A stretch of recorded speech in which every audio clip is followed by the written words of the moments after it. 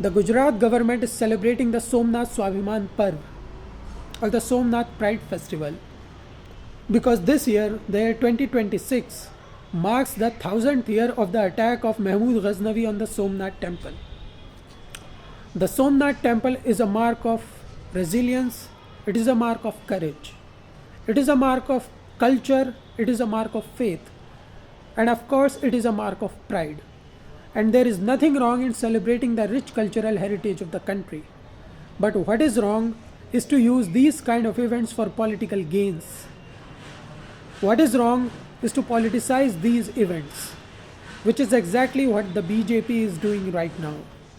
They are attacking the first Prime Minister of our country, late, great Jawaharlal Nehru, for the lack of enthusiasm that he shown during the reconstruction of this temple just after the independence. There are some things that they need to learn first. There are some things that goes in his favor. The first point is our country got independence in 1947 and Jawaharlal Nehru became the first Prime Minister of the country.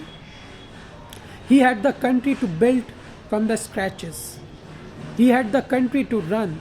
Therefore, he wanted to concern himself with the more pressing issues, not just the construction of the temple. The political conditions of the country or the conditions of the country in general of that time cannot be compared to the conditions of the country of today. And the second point is when our country got independence, there were different governing patterns that were present at the disposal of our leaders, but they, owing to their ideology, chose to govern this country by a secular government model.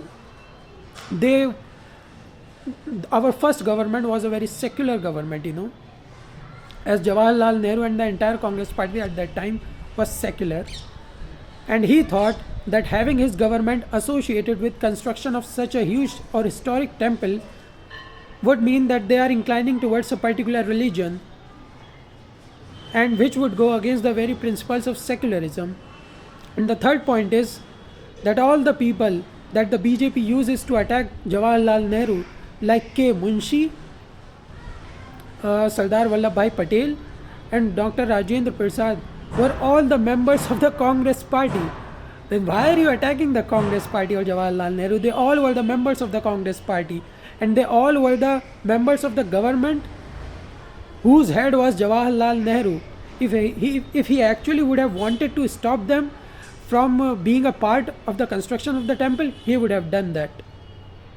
But it was his wish that he wanted that his government and no member of his government would be a part of the construction of that temple, owing to his secular principles, but he did not force them. He just stated that it was my wish. He did not actually force them.